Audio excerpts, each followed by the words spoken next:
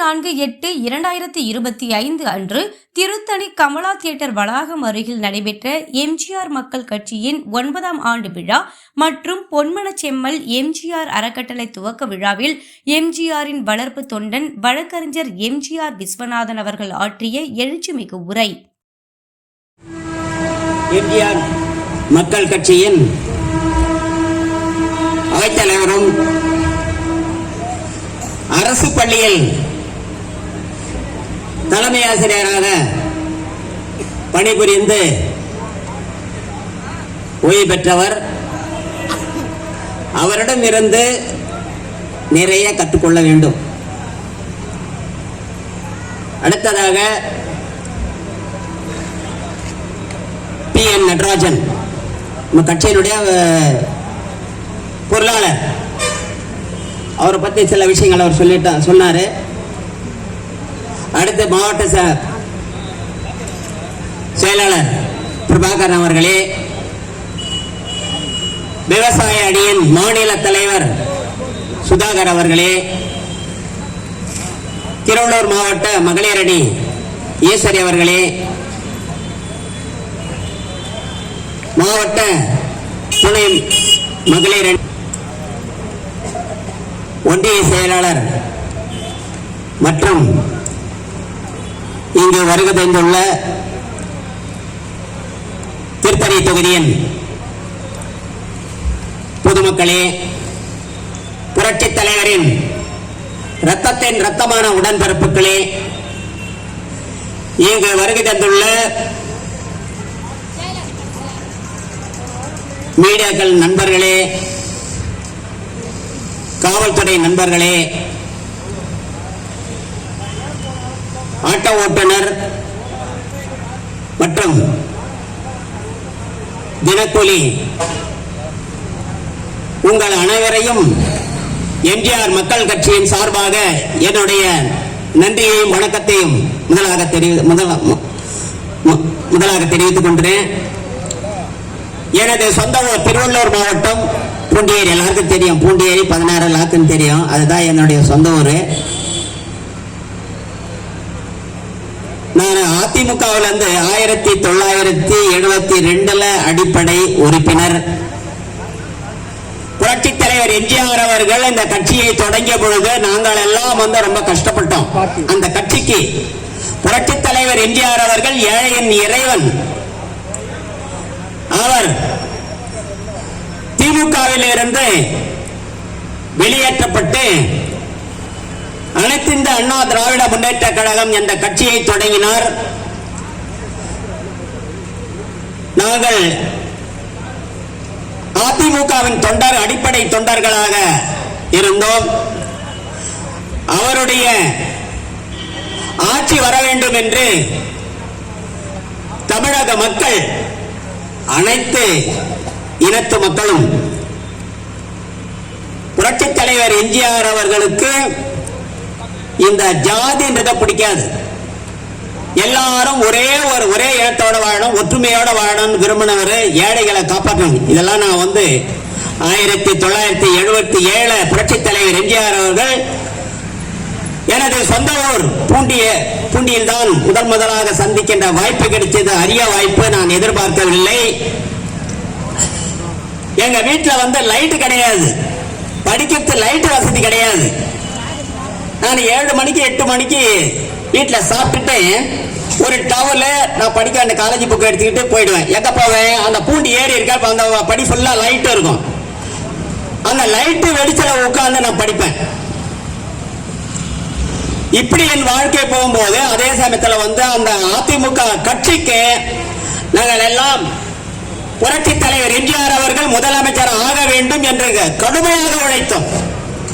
ஒவ்வொரு கிராமத்திற்கும் அரை சட்டை, அரை ட்ரவுசர் போட்டுக்கிட்டு, கட்மணியின் போட்டு, தலையில துண்டு கட்டிக்கின்னு நாங்களே கூலி வேலை செஞ்ச சம்பளத்துல பக்கெட்டி, சுண்ணாம்பு, இந்த மட்டையெல்லாம் எடுத்துக்கிட்டு போய், இப்பெல்லாம் பிரஷ் இருக்கு, அப்பெல்லாம் பிரஷ் இல்லை, அந்த மட்டை பார்த்துருப்பீங்க, நம்ம சுண்ணாம்பு அடிக்கிறோம், அந்த மட்டையை எடுத்துக்கிட்டு ஊரா போய் சுண்ணாம்பு அடிச்சு ரெட்டையில வரைஞ்சி அந்த கட்சிக்கு வளர்ச்சிக்கு நிறைய பாடுபட்டுக்கிறோம். அப்படி கிராமந்தோறும் நாங்க போகும்போது அந்த கிராம மக்கள் வந்து எங்களுக்கு வந்து கூழ் களி இதெல்லாம் மத்தியான டைம்ல கொடுத்து எங்களை உற்சாகப்படுத்துவாங்க. இப்படியெல்லாம் அந்த கட்சியை வந்து வளர்த்தோம். ஆனா அந்த கட்சியில வந்து ஏதாவது பிரதிபலன் கிடைக்குமா என்ற ஆதங்கத்தில் நான் நிச்சயமா செய்யவில்லை. எந்த வேலை கொடுத்தாலும் அதை பாரபட்சம் பார்க்காமல் உடல் உழைப்பு கொடுப்பேன். அதன் பயனாக 1977 தமிழ்நாட்டில் வந்து மிகப்பெரிய வெள்ளம். அதுக்கு பிறகுதான் வந்து சுனாமி வந்தது. தமிழ்நாட்டில் அந்த எல்லா மாவட்டங்களிலும் வந்து மழை. தமிழ்நாட்டில் வந்து வெள்ள சேத பகுதியை ஒரு பகுதி விடாமல் தமிழகம் முழுவதும் புரட்சி தலைவர் அவர்தான் ஒரே முதலமைச்சர். அவர்தான் வந்து தமிழ்நாடு முழுவதும் சுற்றுப்பயணம் பார்வையிட்டார், ஏரிகளை பார்வையிட்டார், அணைகளை பார்வையிட்டார். அப்படி முடித்துவிட்டு கடைசியாக பூண்டி நீர்த்தக்கத்தை பக்கத்துக்கு வராரு.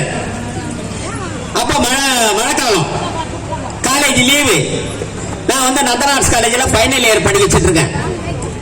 அன்னைக்கு காலேஜ் லீவு. எம்ஜிஆர் வந்து எங்க ஊருக்கு வரும்போது காலேஜ் லீவு. ஸ்கூல் நடந்துட்டு இருக்குது.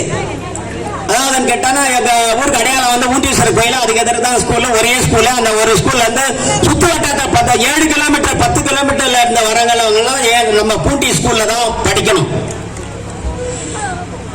புரட்சி தலைவர் எம்ஜிஆர் அவர்களை வந்து நீர்த்தேக்கத்தை பார்வையிட்டு திரும்புறாரு. அப்ப இவர் போகும்போது எனக்கு ஒரு செய்தி கிடைக்குது. அந்த ஊண்டீஸ்வருக்கு பின்னாடி தான் என்னுடைய வீடு. எம்ஜிஆர் வந்துகிறேன், எனக்கு என்னோட உழைப்பு கிடைச்ச ஒரு கடவுள் கொடுத்த ஒரு வாய்ப்பாக நான் கருதுகிறேன். அங்க கரெக்டா பாருங்க, ஸ்கூல்ல இருக்க கேட்டால வந்து ஸ்கூல்ல விடுற நேரம் மணி 12:30. இந்த ஸ்கூல் பசங்க லஞ்ச் டைமுக்கு அப்படி இப்படி ரோடு கிராஸ் பண்ணி ஓட்டிட்டு இருக்காங்க. இவர் வரான்னு சொன்ன கார் பசங்க பார்த்த உடனே காரை நிறுத்திட்டாரு. காரை நிறுத்திட்டு அவங்ககிட்ட பேசிட்டு இருக்காரு. அந்த சமயத்துல நான் கிரிக்கெட்ல ரன்னிங் நல்லா போவேன். வீட்டுல பிடிச்ச ஓட்டம் நேரா எம்ஜிஆர் கிட்ட வந்து நின்னேன். அவர் கிளம்புறாரு. ஒரு கால் வந்து கார்ல இருக்கு, ஒரு கால் வந்து தரையில இருக்கு. போன வேகத்துல போய் அப்படியே வந்து ஒரு காலை பிடிச்சிட்டேன். எம்ஜிஆர் படம் அப்படியே அவர் பதறி போய் டக்குன்னு என்ன இந்த தோல் கட்டி பிடிச்சி தூக்குனாரு. என்ன அப்படின்னாரு. எனக்கு திக்குமுக்கலாடி என்ன பேசுறது எனக்கு தெரியல. ஒரே விஷயத்த சொன்னேன். நான் வறுமையிலுக்கா அந்த நீங்க போயிட்டு வந்தீங்கன்னா அந்த பிரிட்ஜி லைட்ல தான் படிப்பேன். வீட்டுல வந்து விளக்கு வசதி இல்லை. நான் இப்ப வந்து நான் மேற்கொண்டு படிக்கணும்னு ஆசைப்படுறேன். எங்க ஊர்ல வந்து நிறைய சொந்தக்காரர் இருக்காங்க, உங்ககிட்ட யாருக்கிட்ட போறதுக்கு எனக்கு பிடிக்கல அப்படின்னு. உடனே கேட்டார், நீ என்ன படிக்கிறேன்னு கேட்டார். ஃபைனல் இயர் BA படிக்கிறேன் நந்தனார்ஸ் காலேஜ்னு சொன்னேன். அப்படியானாரு. இந்த வருஷம் பரீட்சை எழுதிட்டு பாஸ் பண்ணிட்டு வந்து என்ன வந்து வீட்டுல பாருன்னு சொன்னார்.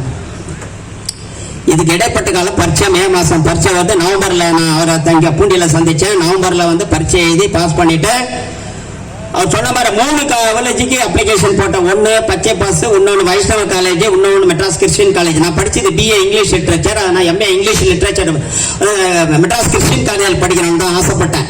அதனால கோச்சிங் இருக்கும். எங்க வீட்டுல இது ஒன்று சொன்னா எங்க எனக்கு அந்த புக்கு வாங்கி கொடுக்கறது கூட வீட்டுல வசதி கிடையாது. ஒவ்வொரு லைப்ரரியே போவேன்.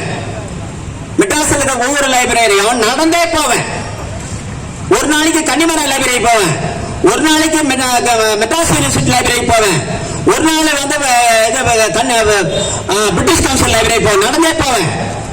அந்த புக்கு படிக்கிறதுனா அந்த பழைய நோட்டுங்க இருக்கு இல்லையா, அந்த பழைய நோட்டுல இருக்கக்கூடிய எக்ஸ்ட்ரா பேஜ் வேஸ்ட் பேஜஸ் எல்லாம் கீழ்ச்சி ஒரு நோட்டு போட்டு நூல் போட்டு தச்சு அதுக்கு ஒரு பிரவுன் ஷீட் போட்டு அந்த புக் அந்த ஒரு நோட்ல தான் வந்து எல்லா சப்ஜெக்டும் அதுல இருக்கும். ஒவ்வொரு காலேஜ் போய் நோட்ஸ் எடுத்து படிப்பேன்.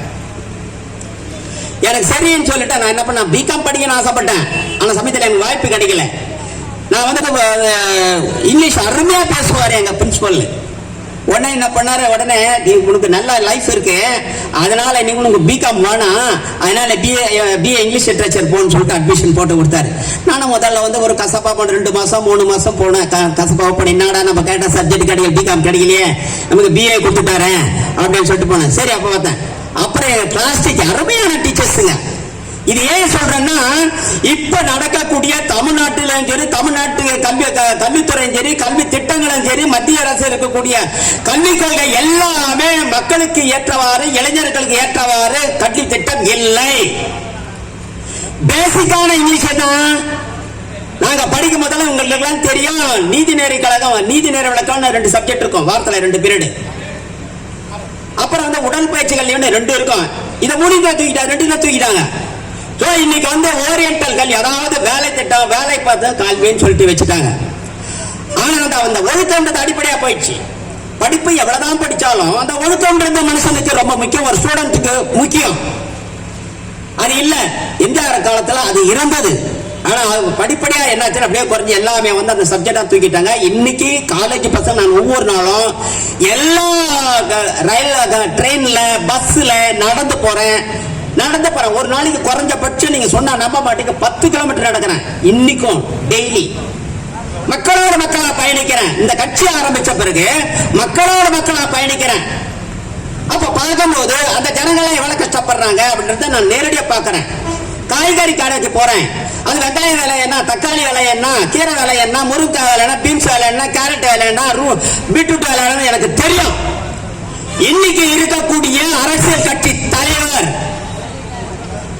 மு.க. ஸ்டாலின் சொல்றேன், முதலமைச்சர் மு.க. ஸ்டாலின் சொல்றேன், எதிர்கட்சி தலைவர் எடப்பாடி சொல்றேன், ஓபிஎஸ் சொல்றேன்.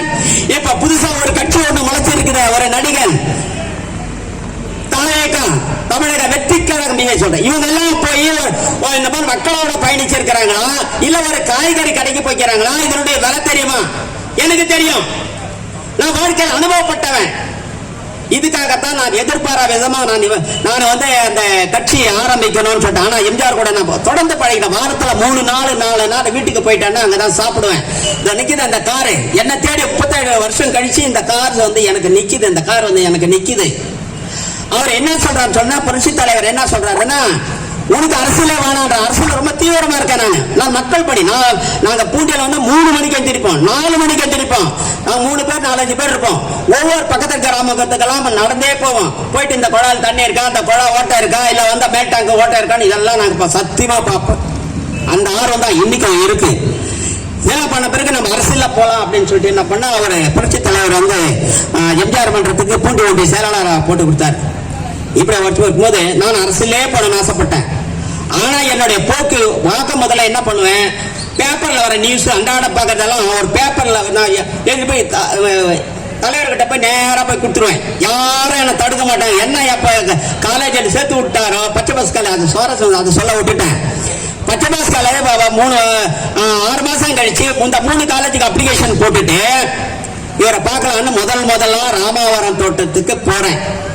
அங்க ஒரு கூர்க்காரி போற மாதிரி இருப்பாரு, நல்ல சோப்பா இருப்பா, ஆள் கட்டாயா இருப்பா, அரை ட்ரெஸ் போடுவாரு, அரைக்கை ஷர்ட் போடுவாரு, ஆளுக்கு தாண்டி கிருஷ்ணா அவர் பேரு. நான் என்ன பண்ண போயிட்டு போலீஸ்கார பார்த்துட்டு, ஐயா வணக்கம், தலைவர் ஊருக்கு வந்தாரு, என்ன படிக்க வைக்கிறேன்னு சொன்னாருன்னு. இப்ப வந்தா, ஓ பாத்தியா, எப்படி பார்த்த, நான் கேட்டு விட்டோமா, கேட்காத விட மாட்டோமான்னு கேட்பாங்க. புரட்சி தலைவர் எம்ஜிஆர் மேல எந்த அளவுக்கு அவங்களுக்கு நம்பி இருக்கும், மக்கள் மேல அவருக்கு எவ்வளவு நம்பிக்கை இருக்கும். உடனே அந்த போலீஸ்காரர் சொன்னாரு, அவரை பாருங்க. அந்த வாட்ச்மேன் கிட்ட ஐயா வர சொன்னாரு, படிக்க வைக்கிறேன்னு சொன்னாரு. அவர் போலீஸ்காரர் கூப்பிட்டாரு. ஐயா வரும்போது மேல படியில இறங்கும் போது பாக்குற மாதிரி படியாண்டி நிக்க வச்சுன்னு சொல்லிட்டாரு. அப்ப நேரம் போனாங்க, அங்க என்ன நிக்க வச்சுட்டாங்க. அப்புறம் 9:15 இறங்கி வராரு. பார்த்த உடனே என்ன கேட்டேன், 6 மாசத்துக்கு கழிச்சுதான் என்ன பாக்குறாரு. என்ன கேட்டா, நீ எந்த காலேஜுக்கு போட்டிருக்க அப்ளிகேஷன் கேட்டாரு. அந்த தெய்வத்துக்கு எவ்வளவு ஞாபக சக்தி பாருங்க. என்ன காலேஜ் போட்டிருக்கேன்னு கேட்டாரு. அப்புறம் அங்க நான் காலில் விழுந்த இல்லையா, அதே மாதிரி 2வது காலில் விழும்போது இப்படி தூக்குறாரு, எனக்கு பிடிச்சா தூக்குறாரு. அப்புறம் சொல்றாரு, யாரு காலிலையும் விழக்கூடாது, உங்க பெத்தவங்க காலில் தான் ஓடணும் சொல்லி கொடுத்தாரு. அந்த மாதிரி தலைவர் நமக்கு வந்து கிடைக்க மாட்டாங்க. யாரு காலில் ஓடணும், பெத்தவங்க காலில் தான் ஓடணும் சொல்லி கொடுத்தாரு. எனக்கு முதல்ல சந்திக்கும் போது என்ன சொல்றாரு, உனக்கு முதல்ல வந்து உன் குடும்பம், அதுக்கப்புறம் தான் அரசியல் உனக்குன்னு சொல்லி கொடுத்தாரு. அப்புறம் 1 வாரம் கட்சி நான் பாக்குறேன் சொல்றாரு, வலிய சண்டைக்கு போவாத, வலிய சண்டைக்கு வந்தா விடாதன்னாரு. அப்புறம் அதுக்கடுத்தது பார்க்கும்போது, பசி என்ன இல்லைன்னு மட்டும் சொல்லாத, உங்ககிட்ட என்ன இருக்கு அதை கொடுத்துருனாரு. இன்னைக்குமா சொல்றேன், எங்க அப்பா அம்மா தான் கடவுள், நான் கோயிலுக்கு போவே மாட்டேன். அவர்கிட்ட கத்துக்கின பழக்கம். அவர் கோயிலுக்கு போனவர் கிடையாது. அமெரிக்கா போயிட்டு வந்த பிறகு மாங்காட்டில் வந்து ஒரு 60 பேர் கல்யாணம் பண்ணி வச்சாரு. ஆனா அவங்க தலைவருடைய அம்மா சத்யபாமா என்ன சொல்றாங்க, டே ராமச்சந்திரா கோயிலுக்கு போனாங்க, நீங்க இருக்கும்போது எனக்கு இருக்குமா கோயில் அப்படின்னு சொல்றாரு. அவர் என்ன சொல்றாரு சொன்னாருன்றதுக்காக கடைசியா வந்தது தாய் மூகாம்பிகை கோயிலுக்கு போறாரு. அதுதான் அவருக்கு ஒரே ஒரு கோயில் கால்படி வச்சது. அதுதான் நான் அவர்கிட்ட கத்தனதான் இன்னைக்கும் நான் பராமரிக்கிறேன். அவர் என்ன சொல்றாரு, அதுக்கு பிறகு நான் வந்து எங்க அப்பா அம்மா தான் எனக்கு கடவுள். காலையில் எந்திரிச்ச உடனே இன்னைக்கும் பல்ல வழங்கின உடனே எங்க அப்பா அம்மாவுக்கு ஒரு விளக்கேற்றுவேன். பக்கத்துல எம்ஜிஆர் சிலை இருக்கும், அவருக்கு ஒரு விளக்கேற்றுவேன். அவர் வழியில வரும்போது எந்த கோயிலை பார்த்தாலும் ஜாதி பேதமான கிருஷ்ணப்பா கோயிலை பார்த்தாலும் இப்படின்னு சொல்லிட்டு போயிடுவேன். தர்கா பார்த்தாலும் ஒரு வணக்கம் போட்டுருவேன். பிள்ளையார் பார்த்தாலும் ஒரு வணக்கம் போட்டுருவேன். இன்னும் சத்தியமா சொல்றேன், உண்மையிலேயே வந்து அவரை மாதிரி வந்து ஒரு மனசு கிடைக்கவே மாட்டாங்க. உண்மையிலே கிடைக்க மாட்டாங்க. என்ன சொல்றாரு, உனக்கு வேணாம், கடைசியா எனக்கு வேலை கொடுக்கும் போது உனக்கு அரசியல் வேணாம் அப்படின்னு சொன்னாரு. சரி என்னடா சொல்றாரு, நீ ஸ்கூல் ஹெட்மாஸ்டர் அனுப்புறவனே போ அப்படின்னு சொல்றாரு. என்னடா இவர் அரசியலை விட்டு நம்மளுக்கு தனியா பிரிச்சு அனுப்புறாரு அப்படின்னு சொல்லிட்டு நான் வருத்தப்பட்டுக்குன்னு 3 படி இறங்கி கீழே வந்துட்டேன். அவர் கவனிச்சிருந்து என்ன பண்ணியிருக்காரு, போலீஸ் மறுபடியும் கூப்பிட்டேன். அப்பதான் ஒரு வார்த்தை அழுத்தம் திருத்தமா சொல்றாரு, தோல் மேல தட்டி சொல்றாரு, உனக்கு அரசியல் வேணாம், நீ நேர்மையா போன ஆசைப்படுற, அது முடியாது, இப்ப காலகட்டத்தில் அது முடியாது அப்படின்றாரு. நீ ஒரு ஹெட்மாஸ்டர் போனா 4 பிள்ளைகளை உருவாக்கும் அப்படின்னு சொன்னாரு. ஆனா அதோட பயன் வந்து இன்னைக்கு வந்து எப்படி பயனர்கள் நான் இன்னைக்கு தான் தெரியுது. இதான் எம்ஜிஆர் வந்து ஒரு கடவுள்னு தீர்க்க தரிசின்னு சொல்றது. ஒருத்தர் இந்த கோணத்துல இப்படித்தான் அனுப்பணும், அவனை இப்படிதான் வாழ வைப்பான், 10 வாழ வைப்பான்னு தெரியும். அது மாதிரிதான் எனக்கு வந்து ஒரு ஸ்கூல் ஹெட்மாஸ்டர் போனாரு. இந்த டை வந்து எப்படின்னு கேட்டா பார்த்தேன் படத்துல வந்து தலைவர் வந்து டை தான் கட்டுவாரு. அதெல்லாம் சரி நம்ம இன்னும் ஹெட்மாஸ்டர் போட்ட சின்ன பையன், சரி நமக்கு டை கட்டின்னு போலாம் அப்படின்னு மாதிரி அன்னைக்கு கட்ட 1985 எனக்கு வேலை கொடுக்குறாரு. அதுவும் 1985 அவர் ட்ரீட்மெண்ட் அமெரிக்கா ட்ரீட்மெண்ட்ல முடிஞ்சு வராரு. வந்த பிறகு ஒரு வாரம் கழிச்சு திருவள்ளூர் தாலுக் ஸ்டேஷன்ல ஒரு போலீஸ் வந்தார். நைட்டு 10:30 மணி அப்புறம் அட்ரஸ் கேட்டீங்கன்னு வந்தாரு. வந்துட்ட உடனே நான் வெளியில குடிசை வீடு தான், அந்த வெளியில வந்து இந்த வாக்குமரத்துக்கு அடியில வந்து ஒரு கட்டை போட்டு தான் தூங்குவேன். அந்த வேலியை போட்டோம். அந்த வேலி கத்தவத்தில் தான் வந்து கேட்டு அப்புறம் வந்து என்னை வந்து ஒரு ஆளுக்கு கூப்பிட்டு வந்து அடையாளம் காமி சொல்லி, தம்பி உன்னை ஐயா வர சொன்னார் அப்படின்னு. இன்னொரு ஐயா வர சொன்ன போலீஸ் கூப்பிட்றேன்னு சிஎம் ஐயா வர சொன்னாங்களா. அப்புறம் எனக்கு ஒன்றும் புரியும். அப்புறம் காலையில் எழுந்திரிச்சு முதல் பஸ் 5 மணி, 5 மணிக்கு பஸ்ஸை பிடிச்சி 7 மணிக்கெல்லாம் போய் ராமவரம் தோட்டத்தில் நின்றுட்டேன். அப்புறம் 8:30 மணிக்கு போனாலும் எல்லாரும் அங்கே தெரியும் இல்லையா. போனோம்னா அங்கே காலையில் டிஃபன் இந்த கோழி குருமா இட்லி எல்லாம் ஸ்கூலாக இருக்கும், நம்ம எது வேணாலும் சாப்பிடலாம். சாப்பிட்டுட்டு வந்து நின்று அப்புறம் வந்து 9:15 வந்தார். முதல் தடவை நான் அமெரிக்காவுக்கு போயிட்டு வந்த பிறகு அவரை பார்த்த உடனே எனக்கு அழ வந்துருச்சு. இந்த மேல் படியில நிற்கிறார், நான் அடுத்த படி கீழே நிற்கிறேன். போலீஸ்லாம் சுற்றி நிற்கிறாங்க. நான் அவர் காலை பிடிச்சிட்டு அழுகுறேன். எதுக்கு, அவர் உடம்பு இப்படி ஆயிடுச்சு, இப்படி இருந்தவர் இப்படி ஆயிட்டாரு. அவர் இந்த கையை வந்து இந்த கை தான் அவருக்கு நல்லா கடைசி வரைக்கும் நல்லா இருந்துச்சு, இது கொஞ்சம் சுமாராக போகணும். அப்புறம் என்ன பண்ணாரு, அப்படின்னு சொல்லிட்டு இப்படி முடிஞ்சு தட்டிட்டு அந்த சால் வந்து என் மேலே விழுது. அப்புறம் ஒரு போலீஸ்காரை வந்து சால் எடுத்துக்கணும், அவன் மேலே அழக்கூடாது அப்படின்னு சொல்லிட்டு சாப்பிட்டேன், சை கட்டினார் சாப்பிட்டேன் அப்படின்னு. அப்புறம் வந்து மதியம் அங்கே சாப்பிட்டுட்டு காலையில் டிஃபன் சாப்பிட்டுட்டு மத்தியானம் சாப்பாடு சாப்பிட்டு நைட்டு சாப்பிட்டுட்டு 7:30 மணிக்கு சென்னை மாநகராட்சி கமிஷனர் மலையசாமி அவர் ஆர்டர் எடுத்துன்னு வர்றாரு 7:30 மணிக்கு. அப்புறம் ஆர்டர் வாங்கிக்கின்னு வீட்டுக்கு வந்து சேர்ந்தேன். மறாத நாள் ஸ்கூல் போயிட்டு கார்பரேஷனில் ஹெட்மாஸ்டர் ஜாயின் பண்ணேன். என்னுடன் படித்த மாணவர்கள் குறைஞ்சபட்சம் 25,000 30,000 மாணவர்கள். இதுல 200-300 பேரு இன்னைக்கு காவல்துறையில போலீஸா இருக்காங்க. டிஎஸ்பி ரேங்க்ல இருக்கிறாங்க, இன்ஸ்பெக்டர் ரேஞ்சில் இருக்காங்க, 7 ரேஞ்சில் இருக்கிறாங்க. என்னோட ஸ்டூடெண்ட். இது எனக்கு பெருமை. ஏன் வந்து என்ன வந்து ஸ்கூல் ஹெட்மாஸ்டர் அமைச்சாரன்னு எனக்கு அதன் பலன் தெரியுது. அவங்களால எனக்கு எவ்வளவு உதவி நடக்குது. நிறைய சொல்லலாம், கதை நிறைய சொல்லலாம், இப்ப நேரம் இல்லை.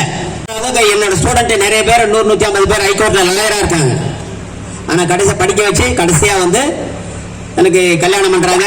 கல்யாண கதை வந்து ரொம்ப சுவாரஸ்யம். பொண்ணை பார்த்துட்டாங்க. நான் 32 33 பொண்ணை பார்த்து எனக்கு பிடிச்ச மாதிரி எனக்கு ஏழப்பட்ட பொண்ணு மிடில் கிளாஸ் இருந்தால் போதும். நான் ஓஹோன்னெல்லாம் பார்க்கல. அப்புறம் கடைசியாக எங்கள் வீட்டுக்காரமா இருக்காங்களே தங்கம், நான் இன்னைக்கு அரசியல்ல இந்த அளவுக்கு நான் வேகமா இந்த அளவுக்கு ஹெல்த்தியா இருக்கேன்னு சொன்னா என்னுடைய மனைவி, என்னுடைய மகள், என்னுடைய மகன், என்னுடைய மருமகன், என்னுடைய மருமகள் நான் தேடனா கூட கிடைக்காது. அந்த மாதிரி தலைவர் ஆசீர்வாதத்தில் எனக்கு எல்லாமே அமைஞ்சது. இன்னைக்கு அரசியல் வந்தவன் 2026 வரைக்கும் நான் எப்படியோ பண்ணி ஆகணும்ன்ற ஒரு முயற்சியில போயிட்டு இருக்கேன். இந்த இவ்வளவு பேர் சொல்ற இது வந்து சுப்பிரமணிய சுவாமிகளை திருத்தம் 6 அறுபடைகள்ல இது முக்கியமான. இந்த இடத்துல சொல்றேன், எனக்கு பணத்து மேல துளி கூட ஆசை கிடையாது. எனக்கு எதிரியே எதிரான பணம் தான். இந்த பணம் சம்பாதிக்கிற ஆசை எனக்கு கொஞ்சமே இல்லை. எதிரியாதுதான். எனக்கு புரட்சி தலைவர் வந்து எனக்கு வந்து அந்த தைரியத்தை கத்து கொடுத்தாரு. பணம் சம்பாதிக்க ஆசை கொடுக்கல. நான் காலையில புறப்பட்டேன்னா எங்க வெளியே புறப்பட்டாலும் சரி, அரசியல் வந்த பிறகு நான் எப்பவுமே என் பாக்கெட்ல வந்து 10 ரூபாய்க்கு நோட்டுங்க இருக்கும். இந்த பக்கம் 5 ரூபாய் காயின்ஸ் இருக்கும். இந்த பக்கம் 10 ரூபாய் காயின் இருக்கும். இது ஜெயில எடுத்துட்டு போவேன். எப்படி 200 300 ரூபாய் எடுத்துட்டு போவேன். காலையில் புறப்பட்டு போன உடனே இந்த ரயில்வே ஸ்டேஷன் போறேன்ல, இந்த ட்ரெஸ் போட்டுக்கணும் எம்ஜிஆர் நான் அப்படியே நிற்பேன். பார்த்துட்டு 10 ரூபாய் எடுத்து கொடுப்பேன். அவங்க எப்படி இருக்காங்கன்னு பார்த்து திரும்பி போயிட்டு எல்லா இடத்துல சுத்திட்டு வரும்போது 2 பாக்கெட் எடுத்து போன காசு காலியா இருக்கும். டெய்லி இதுதான் நடக்குது. நான் பணத்தை திருப்பேன். சப்போஸ் திரும்பி வரும்போது என்கிட்ட பணம் இல்லைன்னு வச்சுங்களேன், அங்க யாருன்னா பிச்சைக்காரங்க உட்காந்து வச்சுங்க, நான் என்ன பண்ண கேட்டு சொல்லி சுத்தின்னு வருவேன். எம்ஜிஆர் நின்று நான் கொடுக்கணும். அதனால பணம் ஐயோ கொடுக்க முடியல வருத்தப்படும். இது ஏன் சொல்றேன்னு சொன்னா, பணத்தை நம்ம சேர்த்து வச்சுக்க கூடாது. பணம் சேர்த்தோம்னா நமக்கு ஆபத்து. இந்த ஈடி பீடி எல்லாம் நோயறாங்க பாரு, இருக்கு அதெல்லாம் வச்சுக்க முடியாது. என்கிட்ட நோய முடியாது. அது மோடியா இருந்தாலும் சரி, ஸ்டாலின் இருந்தாலும் எடப்பாடி இருந்தாலும் யாரா இருந்தாலும் என்கிட்ட வாழாட்ட முடியாது. அதுக்கு தான் நான் எதிர்பார்த்த தைரியமா இருக்கேன். எனக்கு தெரிந்த நேர்மை இந்த தமிழ்நாட்டினுடைய அரசியல் 2026 மாற்றி காட்டணும்னு நினைக்கிறேன். முடியும். ஆனா மக்கள் ஓட்டு போடணும். அந்த சக்தி எனக்கு கொடுத்தாங்க. எத்தனை பேர் கோடி கணக்கில் திமுக இருந்தாலும் அதிமுக இருந்தாலும் சரி, எந்த கட்சியில பிஜேபி இருந்தாலும் சரி வந்து அவரு எம்ஜிஆர் உட்காந்து என்னோட ஆசீர்வாதம் கடவுளுடைய ஆசீர்வாதம் அவர் இடத்துல நான் உட்கார்ந்துட்டாங்க. எத்தனை பேர் வந்து ஜெயில போய் உட்காந்து அது திகார் ஜெயிலுக்கு போவாங்களா இல்ல புயல் ஜெயிலுக்கு போவாங்க. உள்ளத்துக்கு முதல்ல வையே அவன் கோர்ட்டுக்குப்பான். நான் வக்கீல் ட்ரெஸ் மாட்டிக்கு நான் போய் கோர்ட்ல போவேன். ஜட்ஜி முன்னாடி நிற்பேன். நான் வாதாடுவேன். பணத்தை கொண்டாந்து எடுத்த மக்கள் பணத்தை தொடர்றதுக்கு நமக்கு எந்த அதிகாரம் கிடையாது. ஏன் அந்த பணத்தை தொடறேன்? உனக்கு அந்த பணத்தை தொடர்றது உங்களுக்கு என்ன அதிகாரம் இருக்குது? முதல்ல பணம் எடுத்த திருடின பணத்தை கொண்டாந்து கஜானால வை. அப்புறம் அவனை வெளியே விடுறேன். போலீஸ்காரங்களுக்கு எப்படி தெரியுமா? போலீஸ்காரன் சொல்றேன், நான் நிறைய பதிவு போடுறேன். என்னுடைய வாட்ஸ்அப்ல ஒரு 300 400 போலீஸுங்க என் வாட்ஸ்அப்ல இருக்காங்க. யாரை திட்டாலும் யாருக்கிட்ட உடனே உட்காந்து நைட்டு 1:30 மணி எனக்கு தூக்கம் நேரம் தெரியுங்களா? ஒரு நாளைக்கு 2:30 மணி தூக்கம். 2:30 மணிக்கு படுப்பேன், 5 மணிக்கு எடுப்பேன், 4 மணிக்கு எந்திரிப்பேன். கடவுள் நல்லாவா இருக்கிறேன். காலையில் எந்திரிச்ச உடனே பார்த்து இந்த வேலையெல்லாம் பார்த்துட்டு எனக்கு எப்போ டைம் தோணுதோ வெளியில போய் சுத்திட்டு வருவேன். அதனால வந்து இந்த ஒவ்வொரு அரசியல் கட்சியும் எனக்கு வந்து பிஜேபி பிடிக்காது, சத்துமா பிடிக்காது. அதுல ஒரே ஒரு மதிக்கக்கூடிய இன்னைக்கு நம்ம மனசார ஏபி வாஜ்பாய் அருமையான பிரைம் மினிஸ்டர். அவர் மறைஞ்சிட்டாரு. ராஜீவ்காந்தி நல்ல பிரைம் மினிஸ்டர். அவரை இழந்துட்டதுனாலதான் இன்னைக்கு இந்தியா வந்து வேற மாதிரி டர்னிங் பாயிண்ட்ல போயிட்டு இருக்குது. இன்னைக்கு வந்து ராஜீவ்காந்தி எங்கேயோ போயிருக்கோம். எனக்கு மோடியை பிடிக்காது. ஏன் தெரியுமா? ஒரு முக்கியமான விஷயம், ஹோட்டலுக்கு போனா சாப்பிட்டா விட்டு சாப்பிட்டா ஜிஎஸ்டின்னு ஒரு வரி போடுறாங்க. அந்த வரி நம்ம சாப்பிடுற நமக்கு வரி போட்டா இதே நியாயம். சாப்பாட்டு வரி போடுற பிரைம் மினிஸ்டர் இது வரைக்கும் சுதந்திர காலத்துல நான் மோடி தான் பாக்குறேன். இந்த ரிப்போர்ட்டை வந்து இங்க ஐஎஸ் ரிப்போர்ட் போலீஸ் இருப்பாங்க, இதை கொண்டு போனோம். முதல் கேஸ் நான் வக்கீலா என்ன கேட்கிறேன், பொதுவாக வழக்கப்பட்டேன். சென்னை மெட்ரோ ட்ரெயின் போறீங்க இல்லையா? 2018 அந்த மெட்ரோ ட்ரெயின் ஆரம்பிக்கிறாங்க. அப்போ பேர் வந்து பார்க்கல இருந்து ஏர்போர்ட் போட்டு 70 ரூபாய் டிக்கெட். என்ன ட்ரெயின்ல போய் என்ன யூனிட் ட்ரெயின்ல போனா அங்க தாம்பரம் வரைக்கும் போனா 10 ரூபாய் இவங்க 70 ரூபாய் வாங்குறாங்களே அப்படின்னு சொல்லிட்டு சரி இது ஒரு கேஸை போடல முதல் கேஸ் எடுக்கிறேன். முதல் கேஸ் எடுத்து வாதாடும் போது சீஃப் ஜட்ஜி கேட்கிறாரு. நான் சொல்றேன் இங்க வந்து டிக்கெட் ஃபேர் அதிகம், லண்டன்ல வந்து கம்மி அப்படின்னு. அவர் என்ன சொன்னாரு, you better to shift your home to London அப்படின்ட்டார். எனக்கு கோவம் அதிகம். எப்போ வரும் அடக்குவேன். உடனே ஜட்ஜி எடுத்து வாதம் மாறுறேன். என்ன சொல்றேன், you better to close metro train சொல்றேன். வக்கீல் அவரு ஜட்ஜி என்ன பண்ணி இமோஷன் ஆயிட்டாரு, கட்டு தூக்கி போட்டாரு. ஹைகோர்ட்ல கேஸ் நடந்தது. அப்புறம் சரி என்ன பண்ணு, நான் எல்லாம் உள்ள வந்து 70-80 வக்கீலுங்க இருக்கிறாங்க சீஃப் ஜட்ஜி ரூம்ல. அப்புறம் என்ன சொல்றாங்க, என்ன எம்ஜிஆர் ஜட்ஜை போய் எதிர்த்து பேசுறீங்களா, உங்களுக்கு ஃபைன் போட போறாங்களா, உங்களுக்கு தப்பாச்சே அப்படின்னாரு. என்னடா இது, எனக்கு அப்பதான் கொஞ்சம் ஷேக்காச்சு. உடனே சரி ஒரு வக்கீல் சொன்னாரு, நீ போயிட்டு அவரு ஏதாவது நோட்ஸ் கொடுத்துருப்பாரு, அந்த ஸ்டெனோ கிட்ட போய் கேளுங்க அப்படின்னாரு. 1:30 மணிக்கு உள்ள போனா இந்த மாதிரி அப்படின்னா அதெல்லாம் ஐயா போட வேணாம்னு சொல்லிட்டாங்க. ஏன்னா அஃபிடேவிட்ல நம்ம யாரும் ஒரு ஹிஸ்டரி கொடுப்போம். ஏன்னா எம்ஜிஆர் படிக்க வச்சாரு, வேலை வாங்கி கொடுத்தாரு, கல்யாணம் பண்ணாரு, ஸ்கூல் ஹெட் மாஸ்டர் அப்படின்னு அவர் ஜட்ஜி யோசிப்பாரு போல, இது ஃபைன் போடாதன்ட்டார். ஐயா ஃபைன் போடக்கூடாதுன்னு சொல்லிட்டார். இன்னைக்கு நான் எங்க போனாலும் இந்த கூட்டத்துக்கு பர்மிஷன் வாங்குறத காவல்துறைக்கு. இன்னைக்கு கட்சி 9வது வருஷம் நடக்குது. சத்தியமான இது வரைக்கும் இந்த மாதிரி கூட்டம் போட்டதுக்கு தான் ஃபர்ஸ்ட் டைம். நம்ம வீட்டுக்கு வந்து தலை தீபாவளி தலை பொங்கல் சொல்ற மாதிரி தான் நாங்க வந்து நம்ம D1 போலீஸ் ஸ்டேஷன் போயிட்டேன். ஐயா இந்த மாதிரி நான் யாரையும் கூட்டு போல, எனக்கு வந்து எங்க கூட்டு போது பழக்கல. எம்ஜிஆர் காலத்துல எனக்கு பழக்கம், யாரையும் கூட்டு போனேன். கூட்டம் போன எம்ஜிஆர் பிடிக்காது, தனியா போய் பேசணும்னு பிடிக்கும்.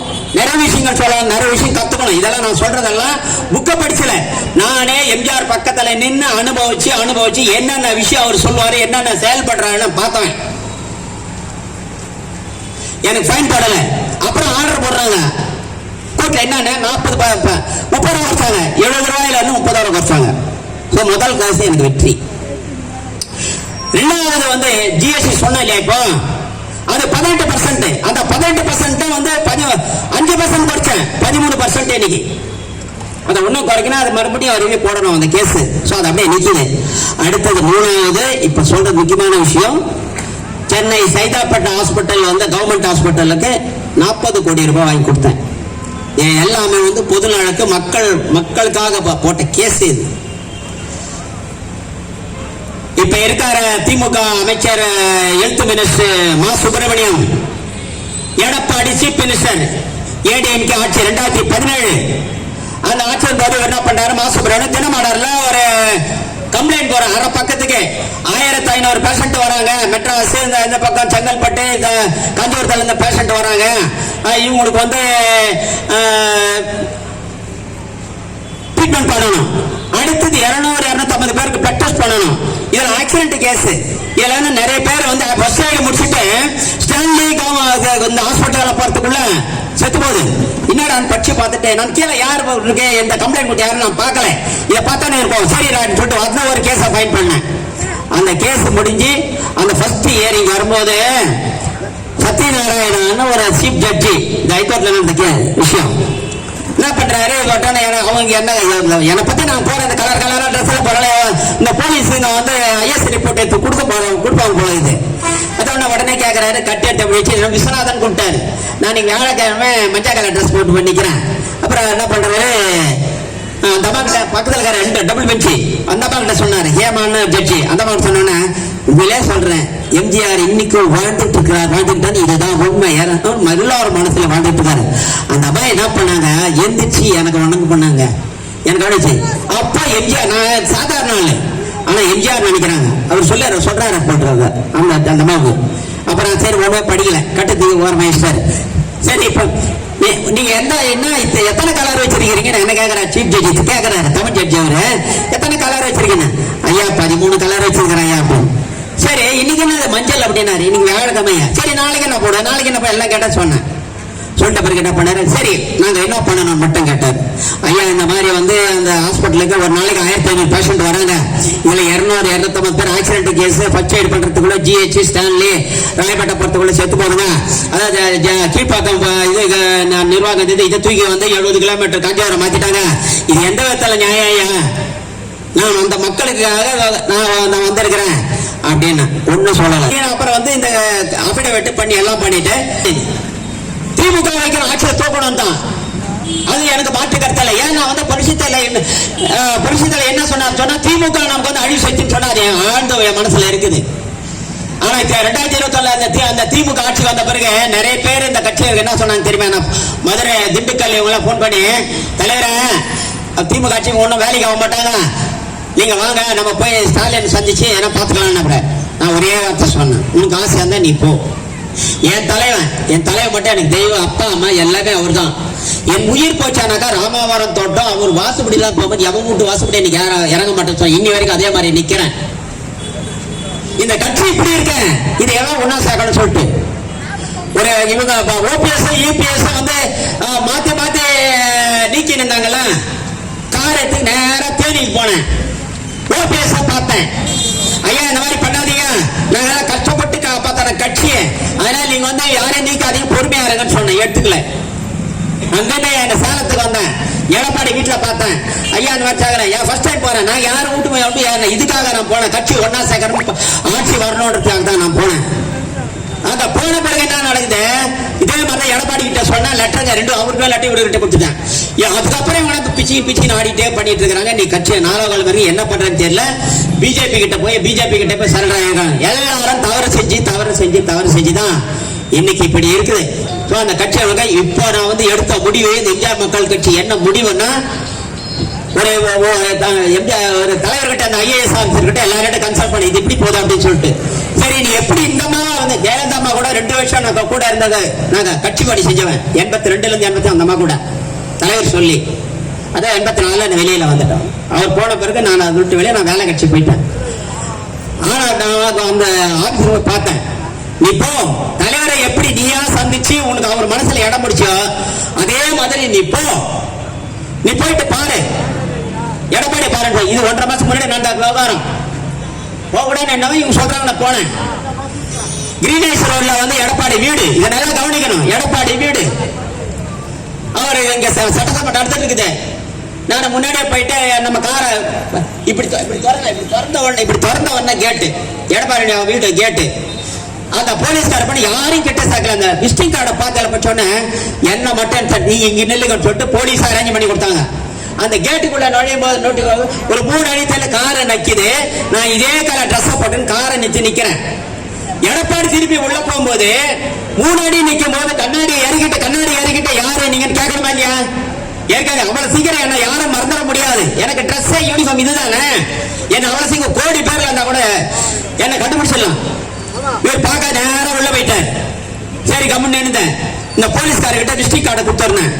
அவங்க போய் சொல்லிக்கிறாங்க. அவர் என்ன சொல்றாரு, போய் மாவட்ட செயலாளர் பாரு அப்படின்னு சொல்லி யார எடப்பாடி எனக்கு இன்ஃபர்மேஷன் கொடுக்குறாரு. இந்த நேரத்தில் ஒன்று சொல்றேன், எடப்பாடியும் ஓபிஎஸ் எம்ஜிஆர் 10 கிலோமீட்டர் இருந்தா கூட பார்த்தவங்க கிடையாது. இன்னைக்கு தைரியம் இருந்தா எடப்பாடி என்கிட்ட பேச சொல்லுங்க, ஓபிஎஸ் சொல்ல சொல்லுங்க. அந்த கட்சியில் யாருக்கா தைரியம் பேச சொல்லுங்க. போன உள்ள போனேன். உள்ள போய் கார் உள்ள போச்சு. அப்படி சொன்னா மாவட்ட செயலர் பார்த்தா மாவட்ட செயலாளர் பாரு அப்படின்னாரு. நான் எதுக்கு மாவட்ட செயலரை பார்க்கணும்? நான் அண்டமா கட்டவும் அவர்கிட்ட இருந்தாலும் சொல்லிட்டு நான் போட்டு முடிச்சணும். பார்க்க முடியுமா அதே போலீஸ்காரங்கிட்ட எடப்பாடிக்கு சொல்லி அமிச்சேன். போய் உள்ள போய் என்ன சொன்னா தெரியல. போயிட்டு ஒன்று தலைமை கழகத்தில் மகாலிங்கத்தை போன ஒரு டென்ஷனா அவகிட்ட இருக்கட்டும். கூப்பிட்டோன்னே இப்போ பேசுறதுக்கு முடியாது. ஒரு வாரம் கழிச்சு பார்க்கலாம் ஏதாவது சொல்லியிருக்கோம். தாப்பு சொல்லலை. ஸோ இந்த மாதிரி அந்த கட்சியில இந்த மாதிரி நிலைமை நடந்துட்டு இருக்குது. அதனால எம்ஜிஆர் மக்கள் கட்சி நான் 3 வருஷமா இது மாதிரி இருக்கிறதுனால அந்த கட்சியை வந்து காப்பாற்றி ஆகணும். அது காப்பாத்துறது அதிமுக தொண்டர்கிட்ட இருக்கு. அந்த ரெட்டையிலையும் அந்த கட்சின்றது வந்து அவங்க மனசுல இருக்க தவிர தொண்டனை பத்தியோ இல்ல வந்து கட்சியை காப்பாற்றணும் யாருக்குமே இல்லை. இப்ப ரோட் ஷோ நடக்குது. அதாவது மக்கள் தமிழகத்தை காப்போம், தமிழகத்தை மீட்போம், மக்களை காப்போம். ஒண்ணு காப்பாற்ற முடியும். என் கையை இப்படிதான் இருக்கணும்னு நினைக்கிறேன். இப்படி கிடையாது. இதுதான் என் தலைவர் எனக்கு சொல்லி கொடுத்தாரு. இப்படின்னா லஞ்சம் வாங்கறது, இப்படின்னா வாங்கறது. என்னுடைய உடல் மண்ணுக்குள்ள போனா கூட அந்த தவறை செய்யாத மாதிரி என்னை காப்பாற்றி விட்டாரு, செஞ்சு கொடுத்துருக்காரு. செய்வேன். நீங்க எல்லாரும் இனிமேல் இந்த தொகுதிக்கு நான் வேட்பாளராக நிக்க போறேன், எலெக்ஷன் நிக்க போறேன். இதை நீங்க ஜெயிச்சு திருத்தணி தொகுதியை நான் ஜெயிச்சுட்டேன்னா இன்னொரு விஷயம் சொல்றேன். இந்த கட்சி அதை சொல்லி ஆகணும். இந்த கட்சியை ஏன் ஆரம்பிச்சது தெரியுமா உங்களுக்கு? 2015 இருந்து 8 வருஷம் நான் ஆபீசரா இருந்து ரிட்டையர் ஆகிறேன். சரி மறுபடியும் கட்சி பணிக்கு போகலாம்னு சொல்லிட்டு என்ன பண்றேன், நான் 2016 வந்து எலெக்ஷன் வருது, ஜெனரல் எலெக்ஷன். நான் பெரம்பூர்ல சீட்டு கேட்கறேன். என்னுடைய விண்ணப்பம் வந்து நிராகரிக்கப்படி எனக்கு சீட்டு கொடுக்கல, வெற்றிவேல் கொடுக்குறாங்க பெரம்பூரை. சரி அப்ப கட்சிக்காரங்க பாத்துக்கலாம்னு சொல்லிட்டு தான் அந்த அம்மாவை ஜெயலலிதா அம்மா முழுசா எதிர்க்க ஆரம்பிச்சேன். டைரக்டா எவனுக்கும் துணிச்சல் கிடையாது. இந்த அதிமுக ஜெயலலிதா எதிர்க்க துணிச்சல் எவனுக்கும் கிடையாது. இன்னைக்கு அந்த கட்சியில இருக்கிற எல்லாரும் மேல ஹெலிகாப்டர் பிறகுதான் கீழே பூமி தொட்டு கும்பிடுறாங்க. எனக்கு கும்பிடுற பழக்கம் எனக்கு கிடையாது. உடனே போன பிரசிடென்ட் சந்திச்சேன். ஒரு 70-80 சென்னை பிரஸ் கிளப்ல வந்தாங்க. அப்ப ஒரு பிரஸ் ரிப்போர்ட்டர் கேட்கிறாரு, சரி இவ்வளவு துணிச்சலா கட்சி ஆரம்பிச்சிட்டீங்க, ஆரம்பிச்ச கட்சி ஆரம்பிச்சா ஓடி போயிட்டாரு, இவரு திமுக ஆரம்பிச்சாரு, ஓட்டு போட்டீங்க, என்ன பரப்பரை போனாரு. நான் ஓடுற ஆள் இல்ல, நான் எதிர்த்து நிக்கிற ஆளு. அதனால வந்து நான் எதிர்த்து நிக்கிறேன். நான் விளையாட்ட காலையில 2016 ஏப்ரல் மாசம் 6ஆம் தேதி காலை எல்லா பேப்பரும் ஃபிளாஷ் ஆகும், படம் போட்டு என்கிட்ட இருக்குது, இதை வச்சிருக்கேன். எல்லா ஒரு விஷயம் ரெக்கார்டு வச்சு பேசுறேன். இப்ப ஃபால்ஸ் கிடையாது. அப்புறம் வந்து போடுறேன். உடனே அந்த அம்மா என்ன பண்றாங்க, என்ன பிடிக்க என் ஊருக்கு போலீஸ்க்கு அனுப்புறாங்க. 2 வேலை போகுது போலீஸ் என்ன பிடிக்கிறதுக்கு. என்ன பண்ண, மெட்ராஸ்ல இருக்கிறேன். அப்புறம் என்ன எல்லாரையும் கேட்டு விசாரிச்சுக்கிறாங்க. அவர் இப்படிதான் இருப்பாரு, கட்சியில தப்பு பண்ணா எங்களை கூப்பிட்டு கண்டிப்பாரு, சில சமயத்தை அடிப்பாரு, எங்க வீட்டுக்கு வருவாரு, எங்க கூட உட்காந்து சாப்பிடுவாரு, கட்சி கெட்ட பிறகு தலைவர் சமாதானப்படுத்துவாரு அப்படின்னு. கடைசியா போலீஸ்காரர் கேட்டுக்கிறாங்க, அவருக்கு எவ்வளவு சொத்து தரன்னு கேட்டுக்கிறாங்க. நான் என்ன சொன்னேன், அவங்க என்ன பசங்க நான் சொல்லியிருக்காங்க, அவரை நினைச்சிருந்தாருனாக்கா மெட்ராஸ பாதி வேலைக்கு வாங்கியிருப்பாருன்னு சொல்லிட்டு சொன்னாங்க. அப்புறம் ஒரு பையன் காட்டுல வந்து போன் பண்றான், தேவனுக்கு என்னத்துக்கடா, அவர் படிக்க வச்சாரு, வேலை வாய்ப்பு கொடுத்தாரு, கல்யாணம் பண்ணாரு, பென்ஷன் வருது, அமைதியா இருக்க வேண்டியது, என்னடா கேட்டாங்க, போன் நம்பர் ரொம்ப அடித்தாண்டா அப்படின்னு.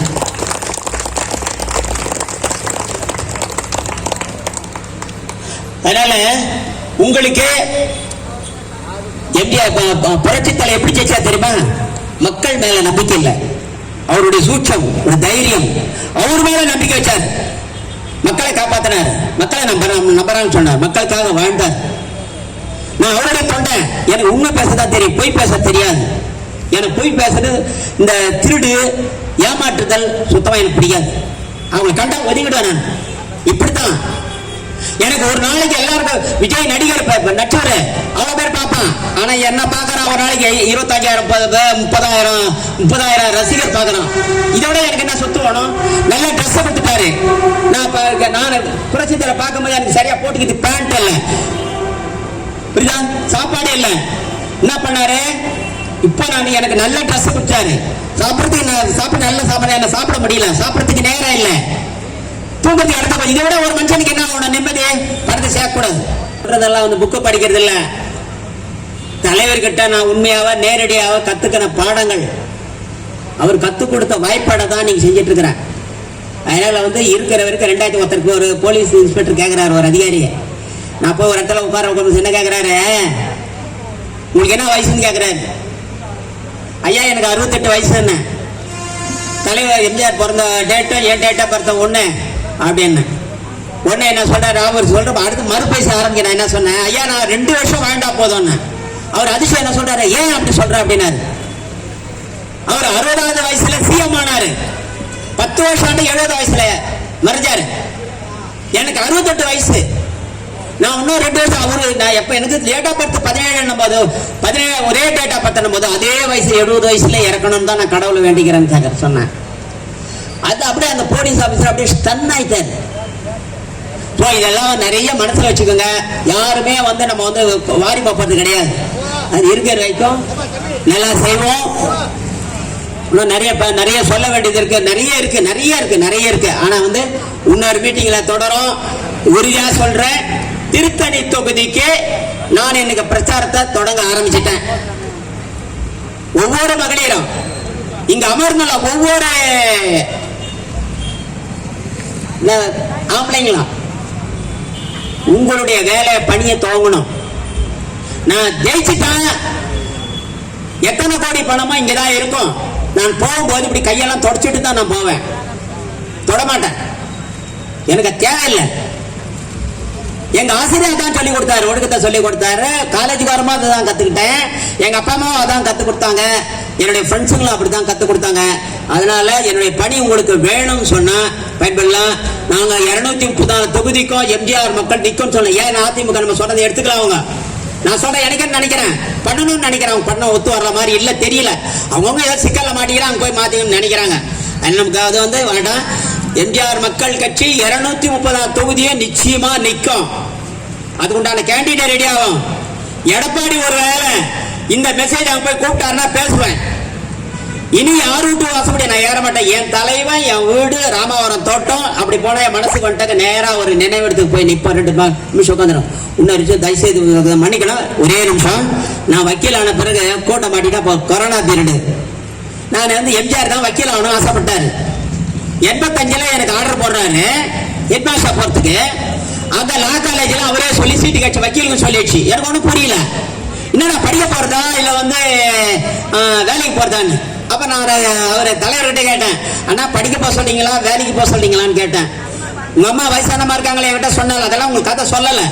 வயசானம்மான்னு சொன்னல, அவங்க சோறு பண்ணன்னு சொன்னல, அவங்க அம்மாவை நீ பாத்துக்கணும்ல அப்படின்னு சொல்லிட்டு முதல்ல உங்க அம்மாவுக்கா பார்த்தானே வேலைக்கு போன்னு சொல்ல. இந்த மாதிரி தலைவர் யாராவது கிடைப்பாங்களா? அப்புறம் சரி என்ன, அப்புறம் வந்து அப்படி ஒதுக்கிட்டு. ஆனா அடுத்த வார்த்தை என்ன சொன்னாரு, நீ ரிட்டையர்ட் ஆன பிறகு மறக்காம வக்கீல் ஆகணும்னு சொன்னார். அவர் ஆசையை நிறைவேற்றணுன்றதுக்காக யூனிவர்சிட்டி ஃபர்ஸ்ட் ரேங்க் எடுத்து லா காலேஜ் சட்ட படிப்பு முடிச்சேன் 2019ல. முடிச்சுட்டு பதிவு பண்ணி எடுத்துட்டு போறேன். அதை அந்த அங்கி போட்டுக்கிற அங்கி எடுத்து போய் அவர் தானே ஆசைப்பட்டாரு, அவர்கிட்ட போய் அதை சமர்ப்பிக்கிறேன்னு சொல்லிட்டு போறேன். ஒரே ஒரு காக்கா கூட போலீஸ் அலோவ் பண்ணல. நானும் என் கூட அங்க ஒரு வக்கீலை கூப்பிட்டு பைக்கில் போனோம். போன என்ன பண்ண, போலீஸ் சொல்லி போக கூடாதுங்க, கவர்மெண்ட் இன்ஸ்டியூஷனு போக கூடாதுட்டாங்க. ஐயா நான் இந்தியாவில் படிக்க வச்சதுன்னு அவர் ஆசைப்பட்டாரு, நான் வக்கீல் ஆகிட்டேன். நான் ஒன்றும் இந்த அங்கேயே அவருக்கு ஆத்மசாண்டி அவர் கால் மாட்டில் வச்சு எடுத்து போனேன்னு. ஐயா இருங்க சொல்லிட்டு நேராக டிஎஸ்பி கிட்ட போனார்.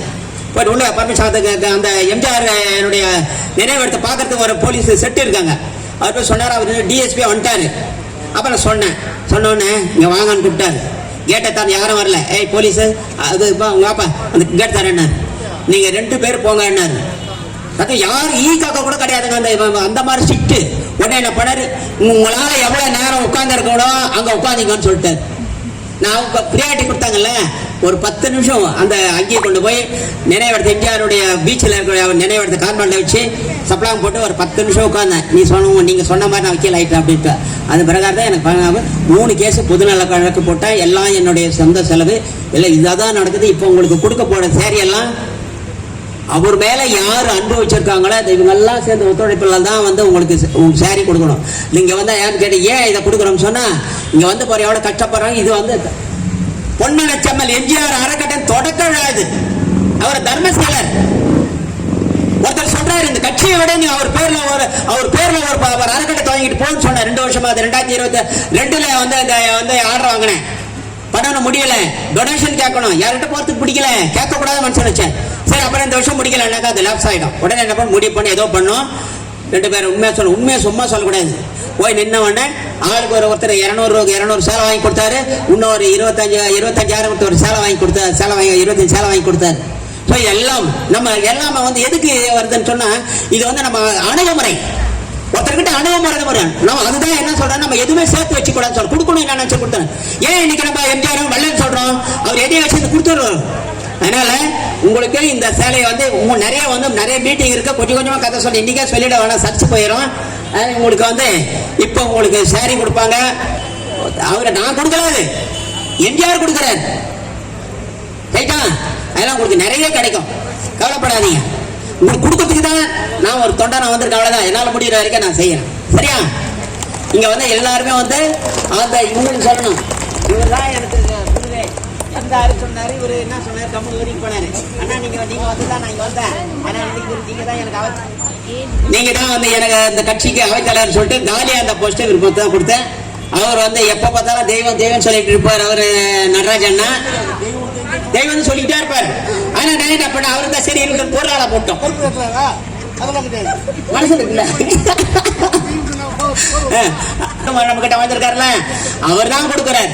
இதெல்லாம் ஏற்பாடு பண்ணி கொடுறான்னு தலைவர் எனக்கு தொண்டனாக வச்சு சொல்லி கொடுத்துருக்காரு. அதை உங்களுக்கு கேட்டு வாங்கி கொடுக்குறேன். நான் ஒரு திருப்தியா அதை கட்டிக்கோங்க. இன்னும் நிறைய வரும் உங்களுக்கு.